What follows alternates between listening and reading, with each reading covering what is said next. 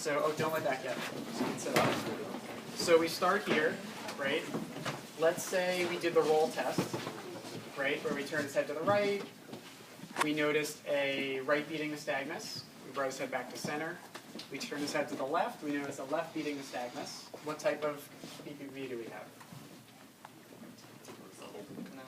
Horizontal. What type? Canalophysis, right? Because we have a geotropic nystagmus. So you did the roll test. You notice he has horizontal canalophysis. Next, we want to treat that. So, Dov, what I want you to do is come back slowly. I have your head. So we're just bringing him down into the position. So relax your head. I have you. Good. We get into that same position as the roll test, 30 degrees. But this time we're going to treat the condition, right? The first thing you want to do is roll him with his head only to the affected side. So let's say his right side was affected. So don't roll, just turn your head to the right. Okay? You wait there for a minute. In the picture that I have at the lab, on the lab sheet, it shows his head kind of like there. Really, you want 90 degrees. So just make sure to mark that in the lab sheet. So he's in 30 degrees of flexion and about 90 degrees onto the affected side first. You wait a minute. You can watch his eyes if you want, but this is a treatment. Come back to center. Wait a minute. Switch hands. Turn his head. I want you to now turn your head slowly to the left. Okay? We're moving the otoconia along the horizontal canal. We wait another minute. And it's good at this point to switch hands again to where it's going to be under his head. So I like to switch my hand like this. Okay? Next, what I want you to do is turn yourself so that you roll onto your left side, and I usually tap their shoulder because they're disoriented. I want you to turn your head while continuing to, turn your body while you continue to turn your head. Exactly. And then stop there for a moment.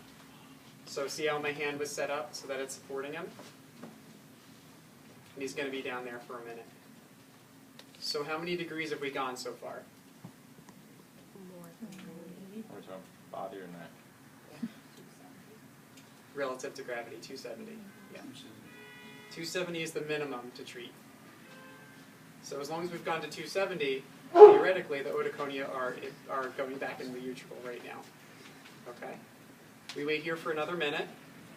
Sometimes I'll wait 2 minutes just to be sure. Then next we have to get him up without rolling the debris back into place.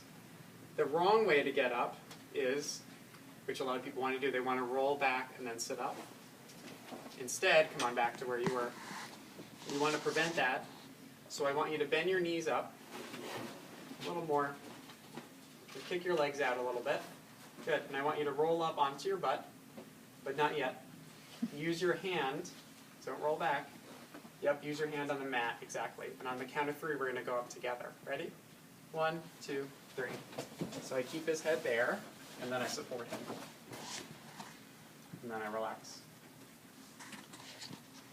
Wait a little bit, make sure he's not dizzy or have any vertigo. Then you can relax your head now. Okay? Any questions with that? Want to see it again? Sure. Yes. Let's pretend the left side is the affected side. Keep your head forward. So we're just going to go down into the position first, right? Head forward, come on down. It's all slow movements. All slow, because it's canalophysis. Okay. Bring his head up 30 degrees. Turn to the affected side. So you can turn your head to the left. Good. Wait a minute. You can turn your head back to center. Wait a minute. Switch hands to where your head is going to be, right? Turn your head to the right. Wait a minute. Next, I want you to, what you're going to do is you're going to roll onto your right shoulder while keeping your head turned to the right. You ready? And go. So I'm self-supporting his head. A lot of people want to only roll about that far. That's not enough. You need 270, right? 270 degrees. You wait another minute. I want you to bend your knees up, careful of the iPad. And on the count of 3, you're just going to go up onto your butt. Ready? 1, 2, 3. And then relax. Okay? So once you're in the turn position, you want to stay with it. Yeah. I usually just have them sit for 30 seconds. So the key is you're just holding that when you're going back up. Yeah. You want to make sure that they're going in the right direction. When you finish with this, do you want them to avoid any movements to put the crystals back, or are you pretty confident they're going to stay where they are now? Pretty confident, yeah. I usually have them sit for about 30 seconds. Okay. With the head rotating. Yeah.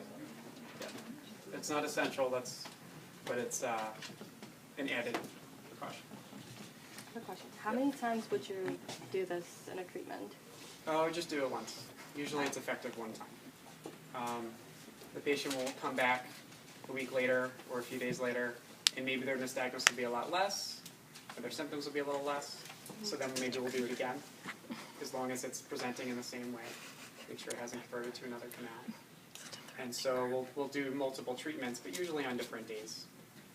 Sometimes I have done multiple maneuvers in the same day, but I don't normally treat multiple canals in the same day. So if they have more than one canal involvement, I'm not going to do a barbecue roll and then a CRT and then I usually stick to one canal. But some people, when they sit them up, they'll wait 15 minutes, then we'll check them again, and if the nystagmus is still there, then maybe they'll do the maneuver again. What I've found is one time is usually enough, as long as it's done right. Yep. How do you reassess? Make sure it's good. You just sit when you go back and forth, keep the bubble.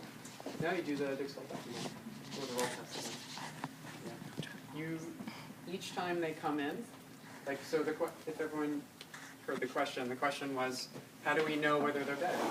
Because they won't feel vertigo or dizziness anymore.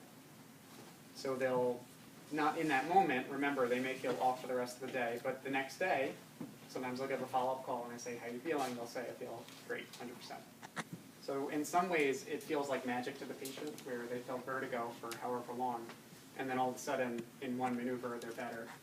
Or they may feel just less vertigo, and then they say, okay, well, let me come back for another maneuver. And it takes, with some people, it takes a few maneuvers. But the way you know is it's a negative Dix-Hallpike, negative roll test, and their symptoms have resolved. Right? It's all, there's few things in rehab that are very straightforward. Once you learn the rules of this, a lot of times the nystagmus tells you exactly what's happening with the PPB. So in that way, you can be pretty confident. Okay, so that was the treatment for horizontal canal. How about the anterior canal? Let's do that real quick. So we have the 3 canals.